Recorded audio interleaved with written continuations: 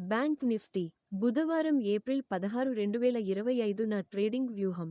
నేను కొనుగోలు చేస్తాను, లాంగ్ స్ట్రాటజీ చేస్తాను. 52,400 కంటే ఎక్కువ కొనండి. మొదటి లక్ష్యం 52,650. రెండో లక్ష్యం 52,980. నష్టాన్ని 52,300 ఆపు. నేను అమ్ముతాను, షార్ట్ స్ట్రాటజీ చేస్తాను. 52,350 కంటే తక్కువ అమ్ముతాను. ఒకటో లక్ష్యం 52,120. రెండో లక్ష్యం 51,650. మూడో లక్ష్యం 51,010. నష్టాన్ని 52,440 ఆపు. డిస్క్లైమర్: పైన పేర్కొన్న సమాచారం కొనుగోలు లేదా అమ్మకం సిఫార్సు కాదు. స్టాక్ మార్కెట్లో ఏదైనా స్థానం తీసుకునే ముందు దయచేసి మీ ఆర్థిక సలహాదారుడి సలహా తీసుకోండి. దయచేసి ఛానెల్ను సబ్స్క్రైబ్ చేయండి. వీడియోను ఇష్టపడండి. ధన్యవాదాలు.